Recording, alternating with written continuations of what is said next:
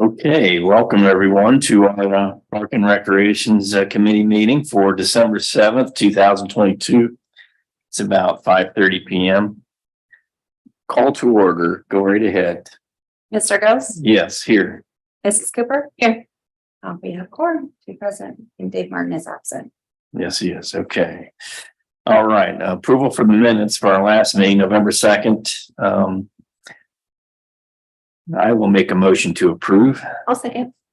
All right. Any further discussion? Nope. Go ahead, Amber. Mrs. Cooper? Yes. Mr. Ghost? Yes. All right, and it's passed. All right. Okay. Visitors. I do not see anybody out there. So we will move right along to our unfinished business section. And first up is our J.R. Smith Park planning. Since our last meeting, I had sent some notes. I think Cindy, you have seen those notes. Yep. And did you probably got a copy of Wes or CT's reply? Yep. Okay. So there was several points, about 15 points we talked about. And CT did some further research and provided some answers. I thought that I might swing over to Wes, if you don't mind. And did you want to talk about a few of those things, or perhaps Daryl, have you seen some of this too? I've seen it, but yeah, West should be. I want to get your overall thoughts, and then after that, we sort of need to put our heads together and decide how we're going to move forward. Very good, thank you. So item one was just discussing, there was a comment just about what size the splash pad should be. Yeah. What we had in the plan and what was in the cost estimate was a 3,000 square foot splash pad. Question was, do we look at a 3,500 square foot or even a 4,000 foot splash pad? So Rich Washington, one of the landscape architects working with me on our team, just made a few comments. I'll paraphrase those. So a couple of the industry standards for sizing is what they call during a normal use, it's about 25 square foot per person. And then during a peak use, like the maximum capacity, about 15 square foot per person. So at 3,000 square feet, what was on the plan from November would put us at about 120 users during a normal usage of the pad, up to 200 at a peak. Okay. So That sounds.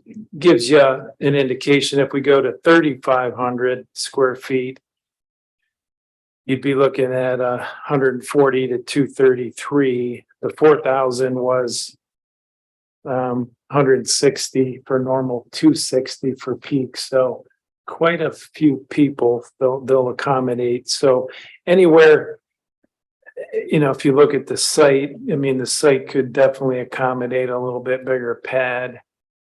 But what's the right balance for this size park? Yeah. I guess you'd have to consider. Mhm.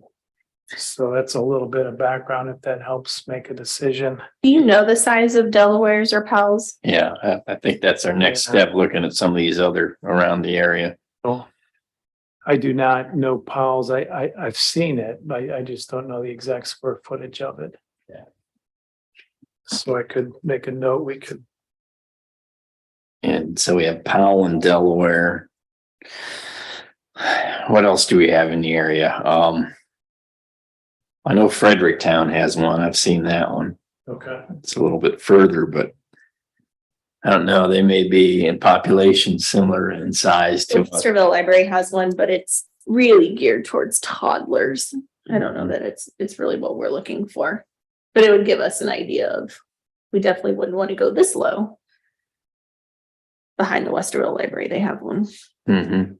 How about New Albany? I'm trying to think what they have over there. I know Easton, Easton of course, has has one. one in the middle there.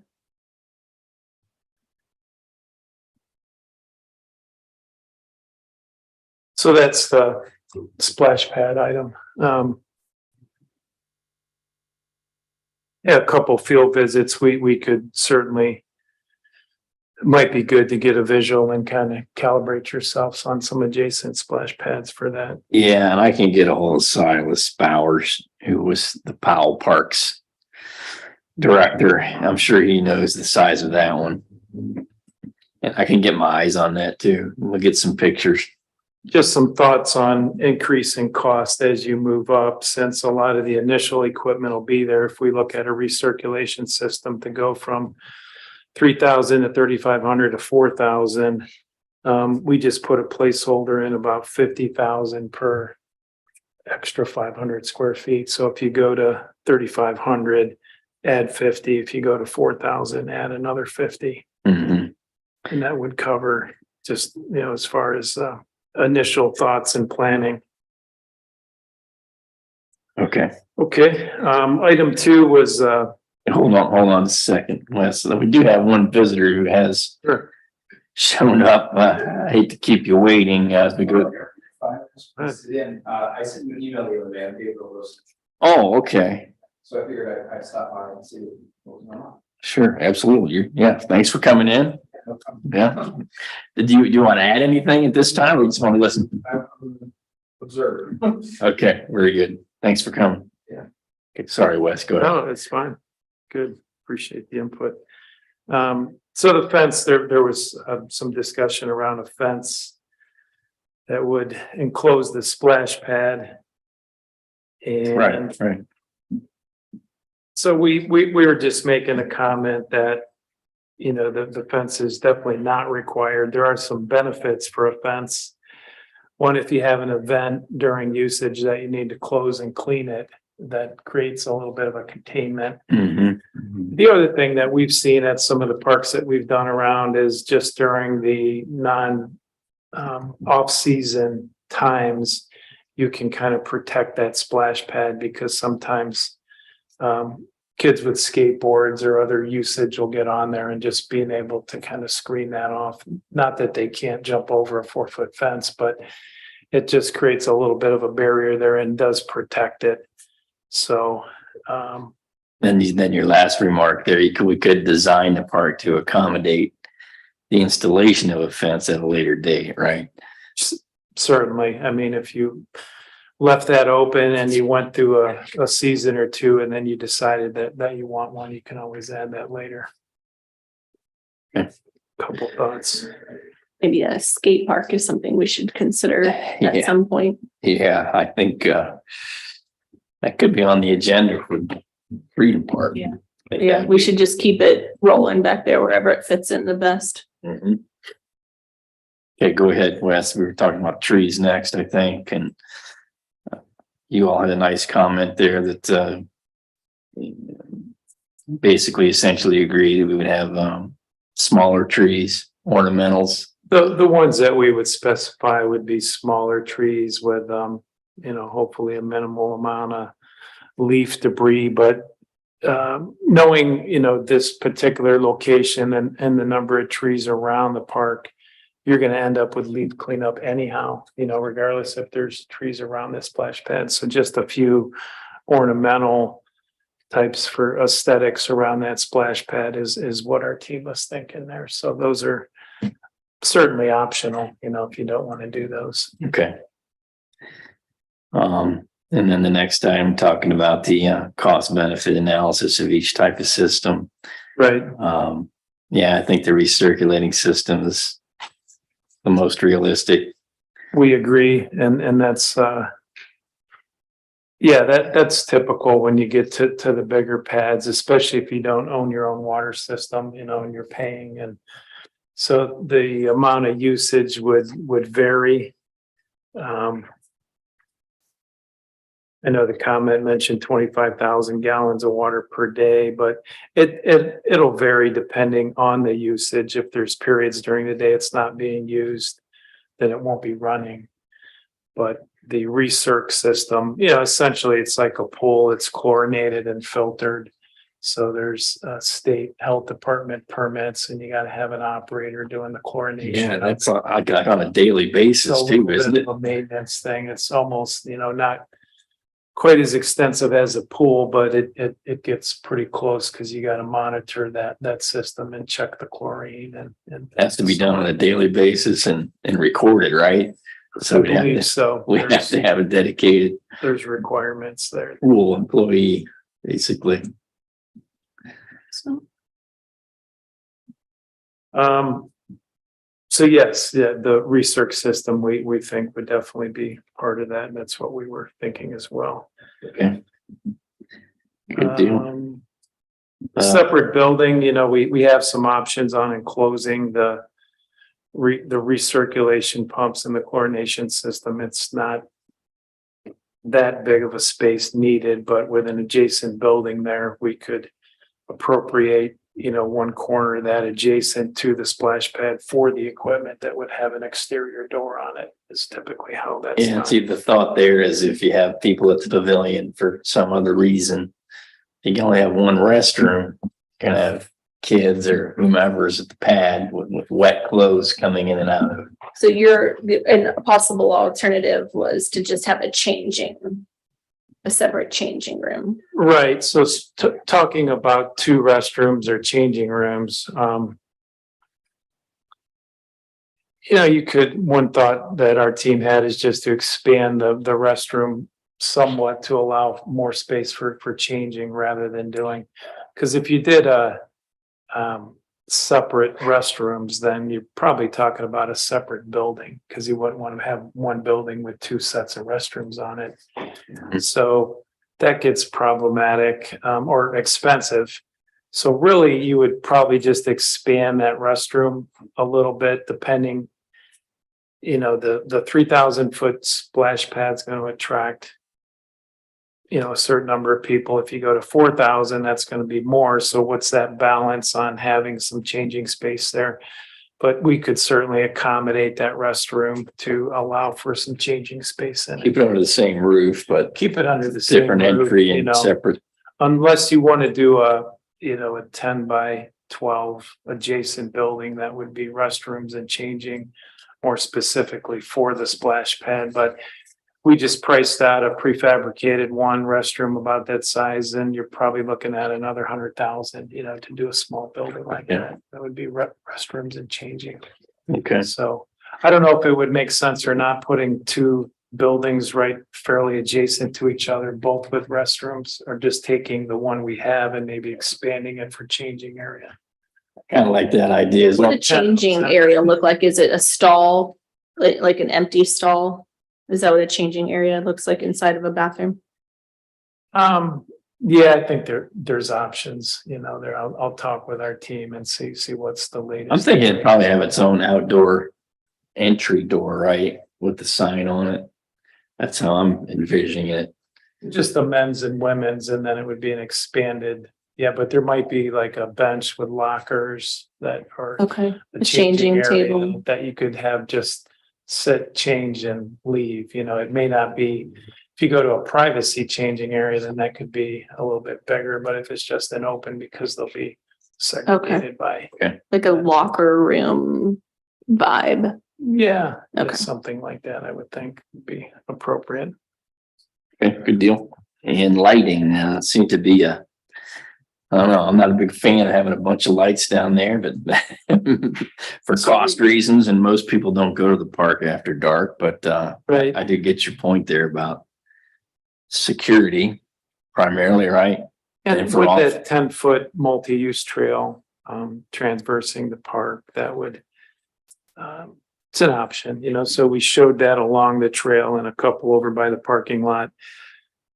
It's, you know, and then the safety at night, if the police is patrolling it and it's lit, they can look into it quickly to see if anything's going on versus not. Mhm. So it's, That's a good point. it's optional, and it's a, you know, what I would kind of define as an urban pocket park where it's really close to, it's not like it's sitting out like Freedom Park or something. So having that lit, you know, I don't know if it's, you know, I think it might be appropriate, so we can think about I that. think some kind of lighting is. If we go to a Ballard system, even if those are spaced 20 or 30 feet, they're not going to project a lot of light, because you're only looking at a 3 or 4 foot Ballard. And are not very high. Mhm. So we need to consider that.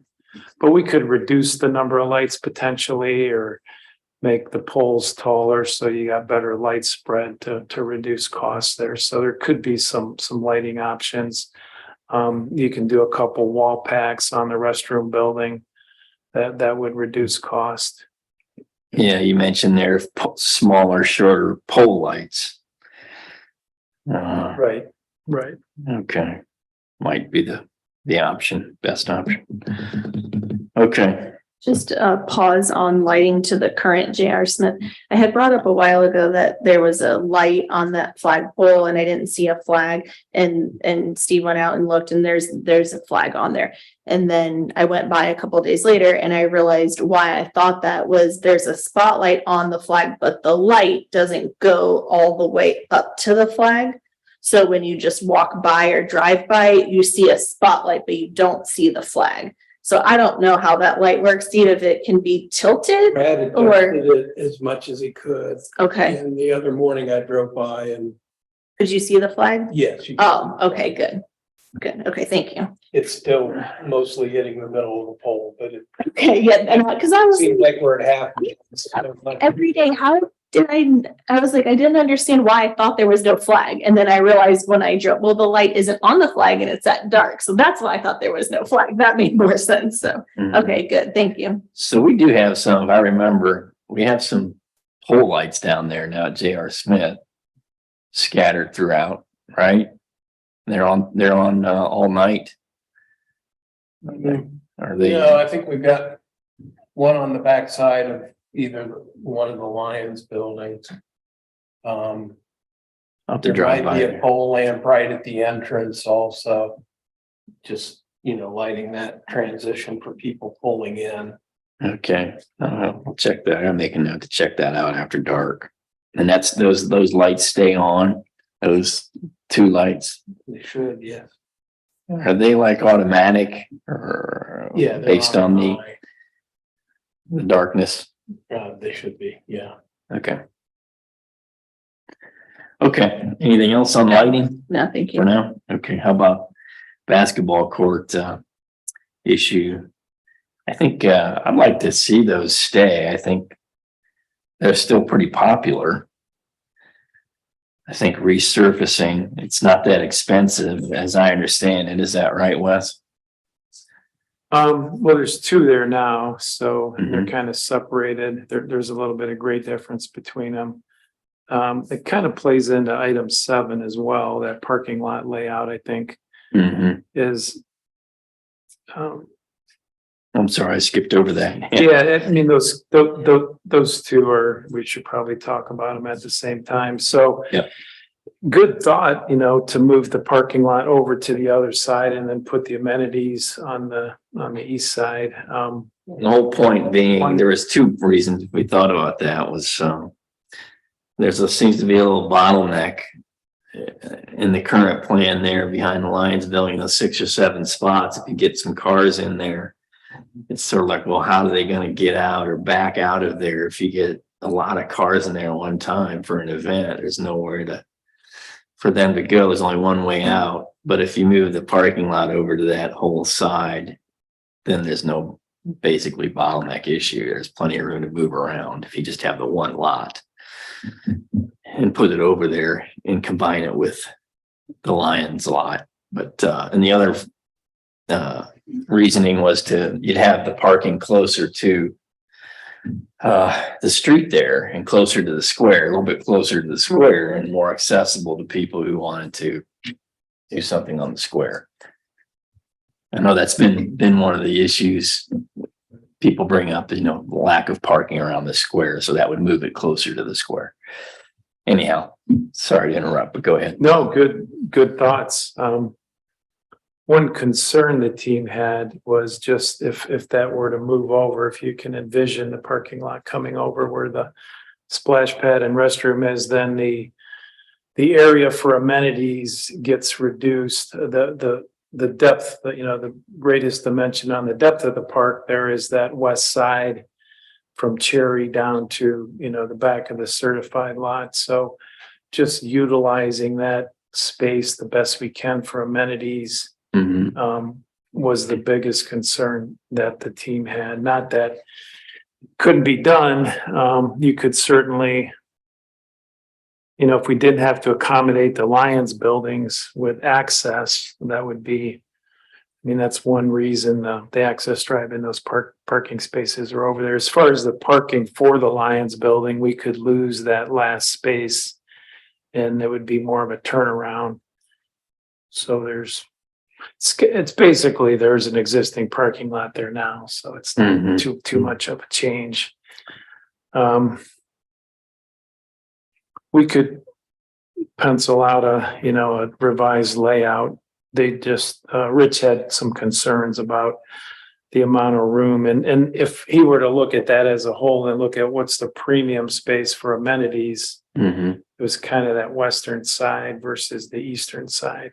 Okay, So that's so to alleviate, possible, but there's, to solve that bottleneck question, we just take away a few spots there, so we have a legitimate turnaround have the spot. T there, yeah, you would take out one or two spaces there, or if we can push the paved area back towards Morning Street potentially, which I think we could, I think as long as there's enough for that last space to back up and turn.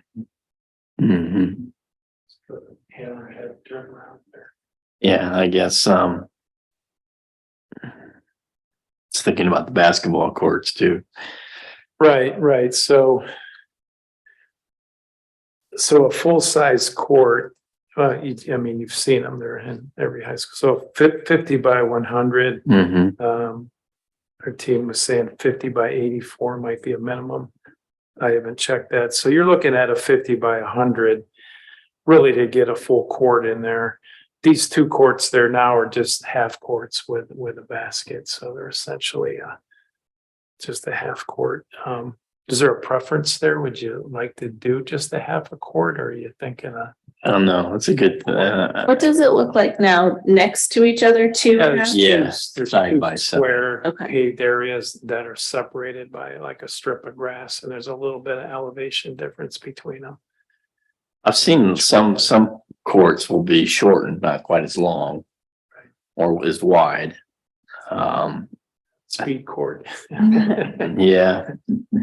Baskets on both sides, just not Yeah, NBA Mhm. regulation. I would like to see a court there of some kind. I think maybe we should plan a full court just to see how, full court, if it'll see what fit. that- Okay, And if not, we can shrink it. I mean, the feedback I was getting from the folks I was talking to, they indicated that the basketball courts are still pretty popular. And I'd hate to take that away. the other interesting comment our team had was just some parks are repurposing like a tennis court or even some basketball courts to pickleball courts. So Yeah. if I Yeah. think one tennis court is about equal to two pickleball courts is what they're Mhm. saying. And so you can maybe have a multi-use space potentially. We were thinking about how to accommodate that in some way. So we sized it, and maybe pickleball is, initial, but 10 years from now, it fell out of interest, and then you want to switch that back to a tennis court. But to think about that space for multi-use versus just one use. So we'll think about that as well. Okay. Good deal. Full court there on the east side. Okay. Yeah, see if it fits See what without losing a what they lot have of to- parking space there. Well, we have some room in between where the restroom building is, to push everything. Oh, yeah. Yeah, to the green west, space. So we could certainly accommodate. The other thought was putting the basketball and the pickleball or the court area in one location with the garden area coming out potentially. We would have a court area down there. Mhm. And then the last thought was to not do courts at this park at all. Oh, really? And just try to position a bigger park in the community, maybe Freedom or others where you had more space. And treat this as a splash pad, and then, we do like the comment about the workout stations. So Yes. they do multiple workout stations here. Have the splash pad, walking trail, some open space, playground. And then think about the courts at another park location was just a food for The thought. pickleball courts. Pickleball, maybe tennis, basketball, to have more of a, Mhm. that type of. Like- park. Like, maybe what you're saying is, because in his email, he had, I don't know where, athletically themed park. Like possibly making an athletically themed park on a different space. Is that what your team was suggesting, or having as an alternative? More of the court space, just because it's a relatively small park space, so to Mhm. start putting full-size courts in there and pickleball. Okay. We're just thinking of what other space around the city may be more applicable for court space, and then treating this essentially pocket park as, splash pads, I think would be an attractive amenity. Mhm. The playground, and then the workout stations with a trail, and then Mhm. bike, a spot to park your bike, go over to the workout stations, and then, bike back uptown for lunch. So Or to, park your bike and play some basketball. Yeah. do that, or I still kind of like the idea of having a court as part of a basketball court. so just But I can see how the Just the- pickleball, because my comment was making 4 courts. I mean, the feedback I was getting was there's just not enough available. 2's not enough because you get a lot of senior citizens and other folks that come in on leagues, and they like to have 4 courts. right. Yeah, when we were thinking about the pickleball court space on regards to item 12, that came up. If we're gonna do 4, Yeah. this park's probably not appropriate for space. And then if we're adding a basketball court, it Mhm. just, it's a bit tight. I think I like that. Remove the pickleball here and put the basketball court there with the workout stations. Okay. What's your thoughts, Cindy? I see your head. I'm thinking, Wheels are turning down there. That kind of brings up to another more overarching point, which I was just talking to Mayor Joe about tonight, which is combining this with Freedom Park and talking about funding them both Right. improvements at the same time with potentially a bond. And that gives us the opportunity to look at Freedom Park at the same time now and focus on both at the same time. And maybe that's where I think the pickleball courts would fit probably nicely, right? 4 of them out there. Yeah, the 4-pack or even a 6-pack of pickleball courts would. One is, it's to your point, and you typically see those with more than 1 court or more than 2 courts at a location.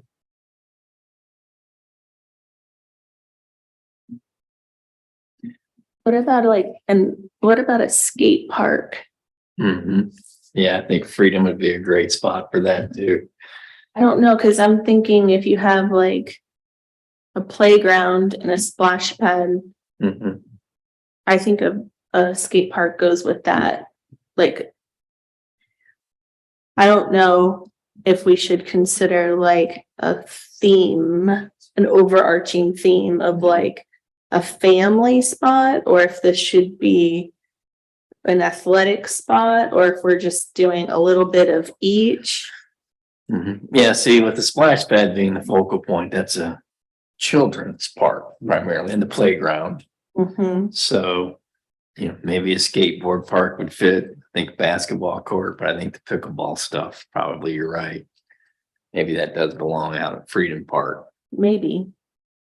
Most of the more mature, older folks seem to be the target market for the pickleball. Mm-hmm. So, You probably think about a main purpose for each park, and if. Right. the main Yeah. purpose- Yeah, Yeah. main purpose. The anchor is really the younger children with the splash pad in the playground, and then what other sub amenities from that would be attractive for those younger families. Mhm. Mhm. Might be a way to think about that. Is a skate park something that you can look into as far as dimensions and price on that?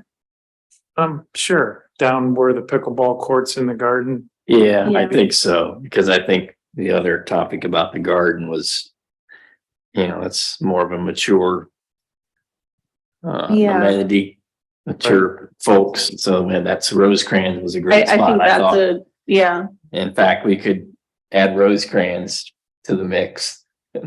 To the bond mix.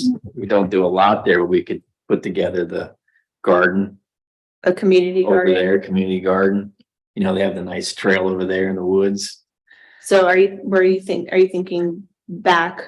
I'm not sure where, but I'm sure there could be. That's what we were thinking for the Yeah. garden area, Yeah. because then you can actually have pretty large plots. And you can expand. Expand, do you can have expand. compost areas, you can do, you can. You do a can lot. incorporate the students as a Students. part of it, right? Right.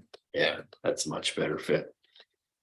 So if we could, before we leave the skate park theme, so, I mean, I don't have any hard data on it, but to me, my experience has been that, skate parks are for a little bit of an older, population, meaning not the young child that might be, so again, while it might be family friendly, is it really kind of in sync with the population that you're trying to drive to this park?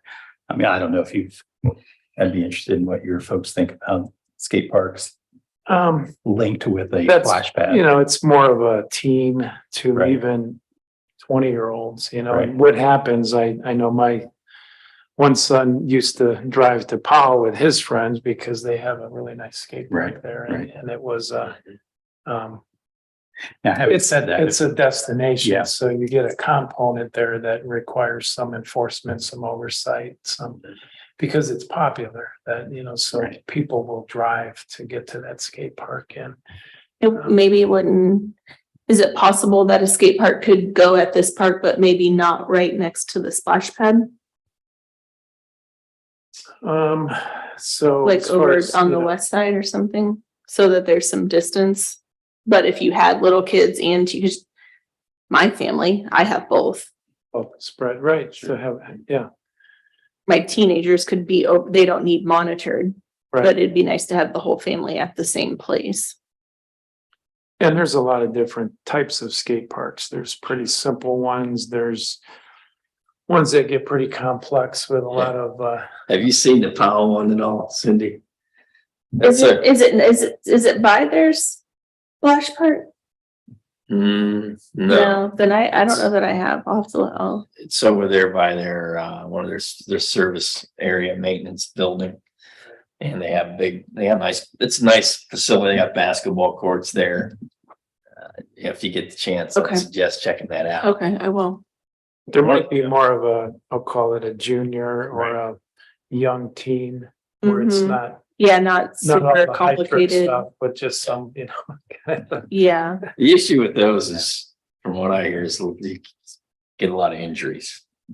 You get some injury Oh, claims. Definitely some. You gotta figure out a way around that from a liability standpoint.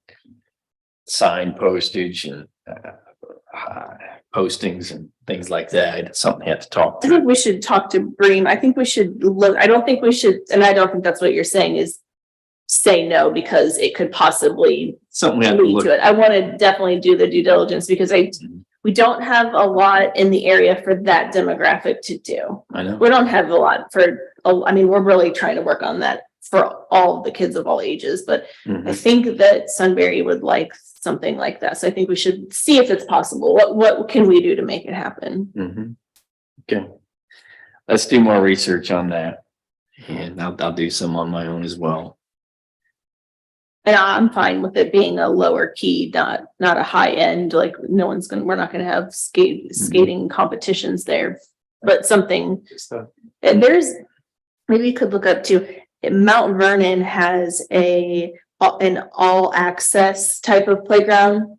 Where all so all special needs kids can play and do everything there. And they have a skate park there and Oh. it's right off of the playground. And I think it's real low key. Is that near the middle of town somewhere? I think so. Okay, I'm gonna check that. Yeah, I forget what it's called, but it's an all access one and it's really, You familiar with that one at all, Wes? I've been up there a few times. I know they took that one industrial, area and made that into a park. It might be in. it's not the one with that tall, Yeah, it's not that it's one. not- Okay. I'll look it up. That's where I was thinking it could be. Okay, we'll have to get down there and look at that one. The more I think about it, I definitely want to have the basketball court there too, because I'm thinking about where else around the square, around the middle of town, we have a public basketball court. I can't readily, think, DRE, except for the school, yeah, GRE, I suppose. And over there at Rosecrans. But anyhow, all right, let's see, it's about 6:05. So the fitness stations we'll take a look at for this. Yes. park. yeah, I still like that. That's I a good think fit that's- because of the trails nearby. Yeah, I think Those are that's, bike pretty station. Small units that you could do. Yeah. The community gardens, I agree, it was just, included from Mhm. Same with the pollinator unless the we're gonna wish use list. The pollinator it for garden, runoff control. That's we're fine. gonna combine that with runoff from the parking lot, and Yeah, that would just consist That of makes sense. some real maintenance, low maintenance type shrubs, so no mhm. plantings that would require any kind of high maintenance. Take the pickleball out. The trail that we did put in here is actually a 10-foot trail, so Okay, we got that. Okay, yeah. that's covered. And the crosswalks, everything along Vernon going up Granville, 37 there, that whole corridor is gonna be looked at, so certainly if we, it was just more of a, if you're doing that conceptual planning and you're just throwing a bold dash in with arrows that we say somehow we need to transition people from the square or Granville Street to this park. Yeah, we got, Especially with parking, that it's a need, so we'll figure out how to obviously accommodate that safely. But I think any crosswalk on that street's gonna have to be well lit and flashed and if there's not one because of there, that curve. you can see that people are gonna cross there regardless. because Yeah. It's just, it's right, would connect with the square, so we'll have to look at that. Mhm. And financing, certainly, one of our specialties, looking for. So, Yeah, I was just, and see, I didn't see the email, got a phone call from the mayor. Dana, was that you that sent the email with regard to the? Yes, okay, we'll have to take a look at that, but honestly, so I mean, just very high level, like Daryl mentioned to me earlier, for a $5 to $7 million bonding amount, roughly roughly around $78 per 100,000 for 7 years. Is that right? Was it 5 years? I think that was 5 years for a 5-year term. That's, so the lowest scenario was actually a 10-year term, $5 million in borrowing.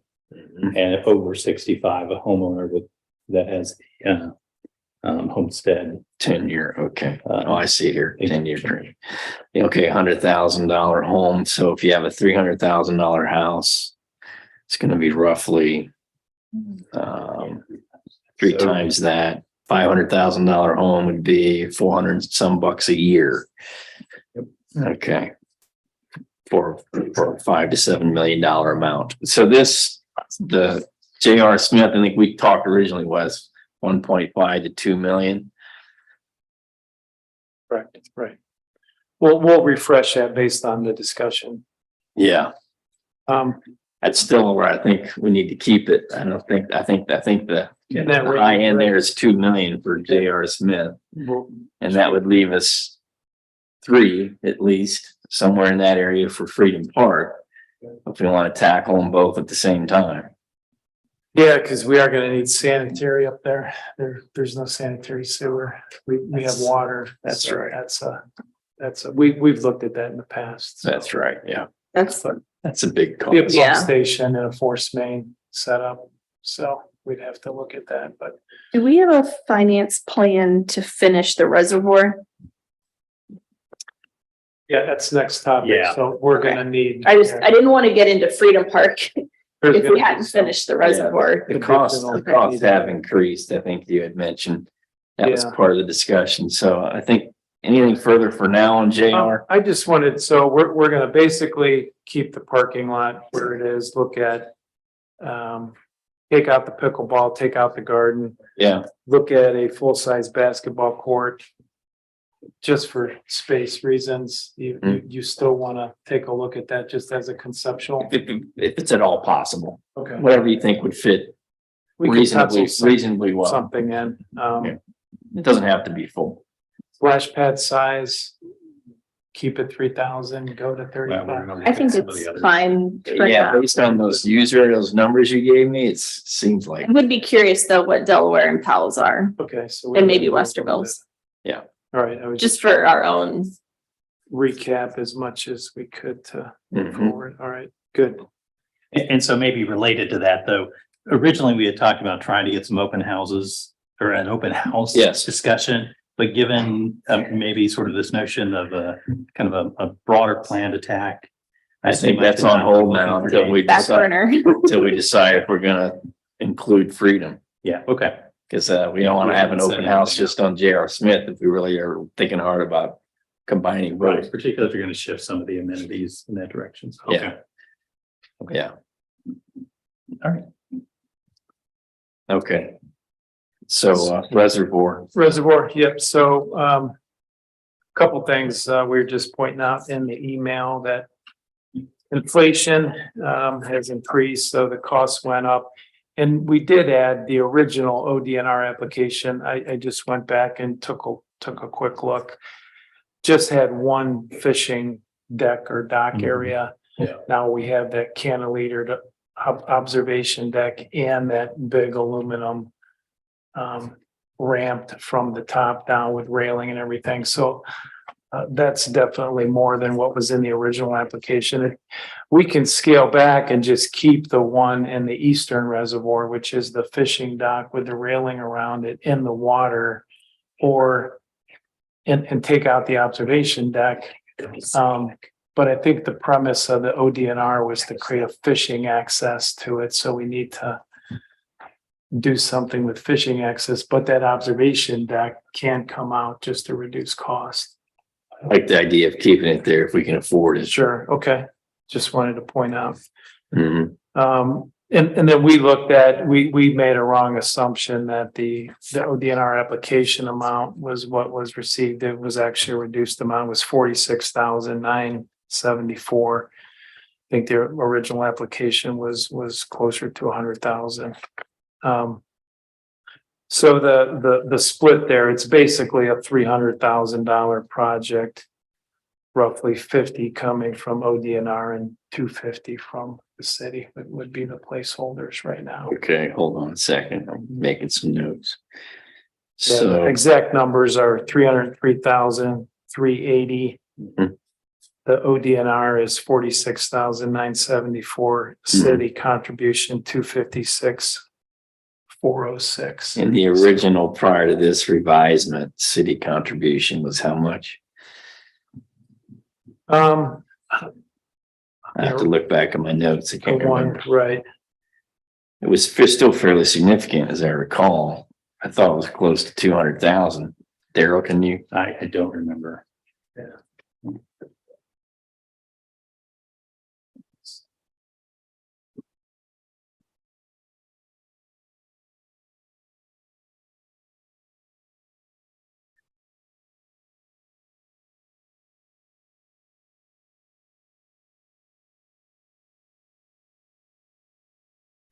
So while he's doing a little bit of math, but to your point, Cindy, we had gotten this updated estimate prior to finalizing the budget, so Dana was able to make sure that we had this number, the 256. Okay, Yeah, the city share okay. budgeted for next year.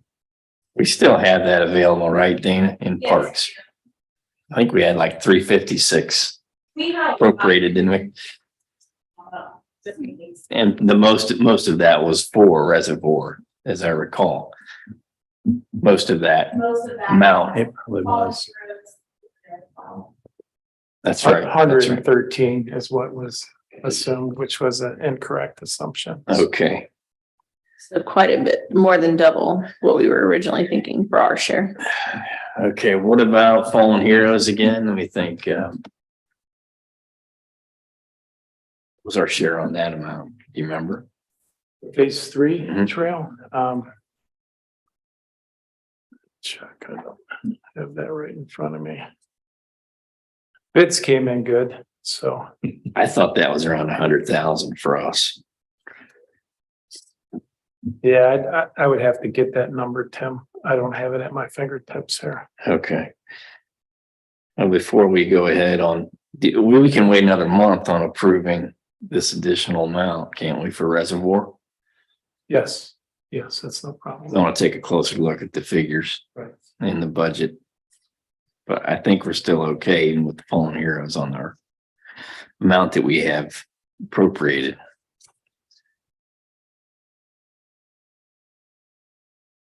Any further questions for Wes on reservoirs? No, no thinking. Anything you want to mention, Wes, on reservoir?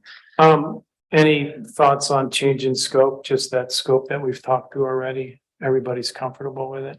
Yeah, I think so. Okay. That with additional 113 city share includes the original plan, right? We talked about the observation deck and the fishing pier. Yes, both are included, yes. Okay.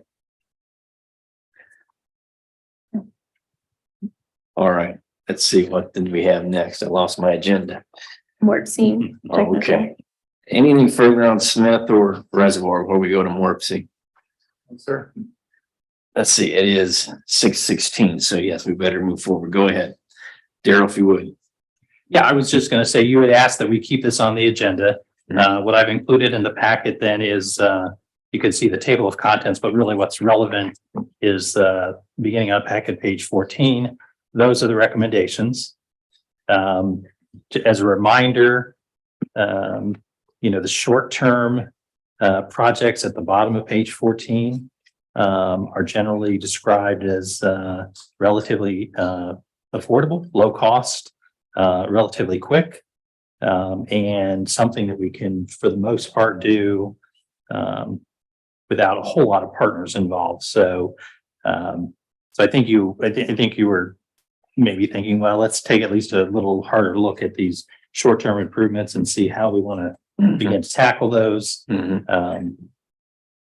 There's a lot there with respect to the Miller Drive. Street painting, Mhm. and then the multi-use path and trail acquisitions. I think the first one exists, the Sunbury or the Lifestyle Communities Sunbury multi-use path. The other one, there is nothing there. So I can pull out the more specifics about each of the recommendations if that would be helpful for you to see, but this is a summary of them. I'd just like to know how prepared we are, Steve or Daryl, on moving forward and doing some of these painted bike lanes. Is this something we can do in the spring or summer? We can plan for, and what about cost and personnel? Do we have all that available to us to get some of this done? It would be a contracted service. And I don't know what 100 feet of dedicated bike lane costs. We'll have to research that. Okay. I definitely want to act on these and do some planning and estimating if we can. I don't know, I'm just gonna ask, Steve, your thoughts. If the, maybe the other thing to keep in mind is that when you add, this bike lane, although it doesn't alter the physical makeup, it does change the way people use that street, and that's a pretty busy road, as you know. Yeah. Maybe a little bit of community engagement be helpful. I don't know. How will people react to changing the pattern, the road pattern a little bit? maybe that's part of the open house discussion, you think, or should that be separate? Well, these might be a little more targeted than and the use of the park. Maybe the park is kind of a broader group would come to that open house. This one might be a little more narrow. I think we probably want to talk to streets. Maybe we bring it to the streets Yeah. department. And I don't know, from a thoroughfare planning perspective, do you think that's maybe time to think about these in the context of that? With the thoroughfare planning and just having one of our traffic engineers look at it to make sure, you know, we're in compliance with everything within the pavement, putting markings on there for bikes and what other signage and other things are going to be required from a safety standpoint. Maybe that's the appropriate next step. Yeah. Is that something you can, Yeah. your team can do for us? Got it. That's Sure. okay. Let's start there. Any thoughts further on that, Cindy? No, And then we can look at the 3 to 5 year plan. One other thing I wanted to bring up, and that kind of goes with the next topic. The last topic there was the Fallen Arrow Trail ongoing discussion. Any activity or action going on there, Wes, with the other phase on the other side of Cherry by the Methodist Church and getting it across up to the high school? Have you looked at that? Have not. I think we were waiting for the Morpsey study to be finalized, which I think we're good. And so we're ready to dig into that with the okay. We Yeah. can certainly, and I know Dave's looked at that in the past, Dave Parkinson, and Mhm. there's some specific areas and easements behind the fire station, getting over there. How to cross State Route 3, probably an at-grade crossing there, what's going to be required. But if we want to take a look at an alignment, easements, start a punch list and a cost estimate to calibrate ourselves, we can certainly do that. Yeah, I'd like to do that. I wouldn't mind seeing that planned and hopefully maybe construction underway by the end of next year, maybe this time next year as a goal. Or early in the spring of 2024. I really want to get that connected to the high school in some way. So I was gonna say, Steve, I didn't look as closely at the long-term recommendations, but It's on I there. was gonna say some of those are, they attempt to capture them here, right? Mhm. Yeah, so. Some of that sort of, I mean, that dovetails with the street and the bike path marking maybe on Miller Drive becomes part of that discussion or plan. I'll make sure you have the full report. Is there anyone else you want me to send it to on your team? Just send it to me. and I'll Okay. get it to the- Okay. Anything further, any other unfinished or new business?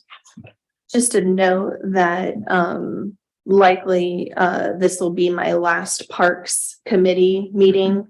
If everything goes as the way I think it will go in January, Mr. Grumney and I are going to be switching parks and services. Mhm. So I've really enjoyed these last 3 years, and if I could do parks and services reasonably well, I would do them both because I don't want to lose parks. But to be a more well-rounded council member, I really need to get myself on the services committee. There's a lot in that committee, and I need to get in that committee and learn those aspects. So I hate to leave this group. I wish I could do both, but so just FYI, next month it will, and I talked to Mr. Bream and he said it was fine to go ahead and start on the first Monday, even before it's an official announcement, because no action is really taken in the committee meeting, but we'll just make a note for the minutes that the member isn't technically on in the committee just yet. So Okay. but likely next month, it'll be Mr. Gumney over here.